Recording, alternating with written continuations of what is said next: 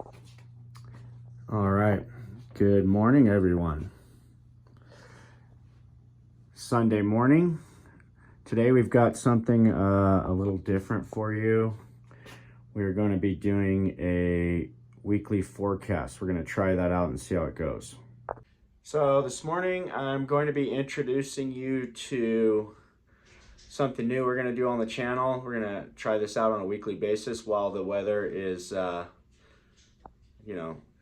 fairly extreme. I mean, it's not right now, but this is the time of year when everybody wants to know about the weather. So I actually had somebody contact me last week. His name is John Dee, and we're going to start doing John Dee's weekly Sunday snow church. So John Dee has his own channel. You guys ought to go over there and check it out.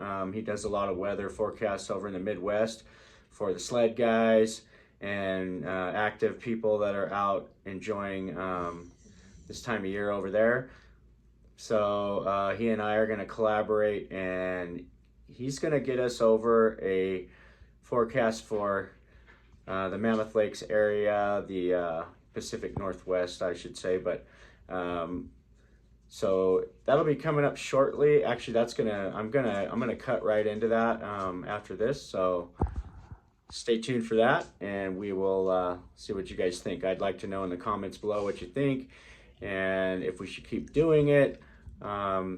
Just feel free to share.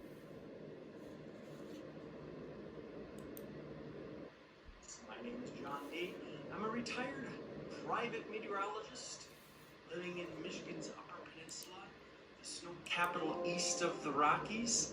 We haven't had anything the winter like we're used to, or anything like Mammoth Mountain has, but came across the Mammoth Mountain Life website, much like the rest of you, just cruising my way through YouTube, seeing a picture of maybe a loader with 4 feet of snow everywhere around them, unloading snow, and I had to find out what this is all about. At any rate, got to know Ben a little bit, and offered up my services to provide a weather forecast to him, and so here we go. We'll see how this goes. If you like it, let him know. If you don't, then I don't know if there's rotten fruit emojis, but let him know that way too, so he can decide whether it's worth our while to keep on doing this. We're looking at Mammoth Mountain live right now. The sun is just coming up. It looks like a beautiful, fairly clear mountain day. A little bit of mountain cumulus off to the right there, but for the most part, fairly clear skies. But that's going to be changing, and we'll talk about that in just a minute. I am, well, first of all, you probably wonder, what the heck does a private meteorologist do? Well, I'm retired now, but I provided forecasts that were more detailed, more accurate than my clients could find elsewhere, either free from the media or paid through other competitors of mine. I did that for about 30 years, did very, very well. I'm grateful for the skills that were given to me, and yeah, now I can enjoy the good life of retirement in the place that I've always wanted to live, the UP of Michigan. And my great love is snow. And in fact, I have a website, johndee.com, JOHNDEE.com, that provides custom snowfall forecasts for the Midwest, as well as a ton of webcams for the Midwest. And I also have a YouTube channel called John Dee's Snow Church, in which I do the very thing I'm doing right now, giving a video presentation of a weather forecast, but it's for the Midwest. So for folks interested in the Midwest weather, especially snow, check it out. There should be a link to it in this video. All right, what are we looking at? We're looking at the 500 millibar level, a weather map of the 500 millibar. 500 millibar is about halfway through the atmosphere as you go up. It's a very important level for determining what happens at the surface. I think a lot of people think that really all the weather basically, even though we see the clouds up above us. What's most important is down here at the surface. That is very, very rarely the case. Probably 95% of the time, the weather that we have here at the surface is determined by what's going on as we go up into the atmosphere. Everyone's probably heard of the jet stream level. That's near the top of the atmosphere. This is about halfway up. So I'm just going to give you a quick weather lesson and point out a couple of features that we use in terms we use in meteorology. One is a ridge, and that's what this is, sitting over the Pacific Ocean. Ridges provide fairly clear, quiet weather. And this is a trough. Troughs provide inclement weather. Storms, colder air, usually the things most people don't like to have in the winter. And of course, climate has something to do with it too. Florida's climate being much different than the UP's climate, but as far as forecasting the weather, it's features like the troughs and the ridges that play a very important role. So, this ridge here over the Pacific Ocean has been responsible for keeping California pretty quiet over the last at least week to maybe 10 days or so, allowing guys like Ben to work hard and get their neighborhoods dug out from all the snow that has fallen in December and first half of January. They really needed that break. I think all of California probably needed a break from either the wet or the snowy weather, but they'd like to get some more. Reservoirs ain't quite totally full, so let's bring in some more precipitation, shall we? And that looks like what we're going to do. This little area right here, the brighter areas show areas of energy. Energy does work in the atmosphere. That work is to create clouds, storms, precipitation. So you can see this is over Oregon. It's going to slide almost southeast, and will impact California, Mammoth Mountain area later on today and into tonight. It doesn't have a ton of moisture. It's not a big storm, so we're only looking at maybe 4, 5, 6 inches of snow with that. You see how that swings through? It'll actually start picking up some moisture and could bring some pretty decent snows to the El Paso area by Monday or Tuesday, actually more like Tuesday or early Wednesday. But watch more off to the west for California. We've got this little wave that is going to come in. It kind of lifts out towards the end of the week. Right now we're looking at about Thursday morning. California being right here. Let's see if I can use my magic pen on my magic board. The only thing that's kind of a bummer is I cannot, when I draw this, here's California, I cannot do the animation, so I got to clear it out. I wish there was a way to keep it up there, but there's California. Here's that approaching trough Thursday morning. It doesn't really, it just sort of side swipes California, and there's a little bit of residual energy underneath it. That's going to bring a couple of inches of snow maybe Friday, but then it's this one that we got to watch for Sunday as the main weather maker, because this one comes in and is plenty strong. It'll have a pretty decent feed of moisture, not the atmospheric river, one of those $5 coin phrases that gets wrapped up into the weather forecasts, but it will have a decent amount of moisture, and it looks like probably at least 18 to 20 inches of snow could fall.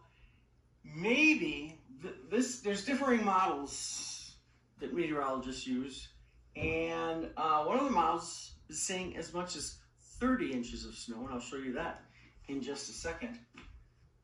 Now, while I'm here, I'm going to break out the pen again, and the pattern that we had that produced just flooding in the coastal areas and lower elevations of California and those incredible higher elevation snows was you had a very large trough, something akin to that, and it didn't really move very much.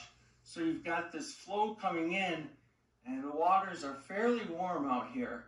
And that's when they talk about the Pineapple Express coming in from Hawaii, all that moisture being pumped into these storms.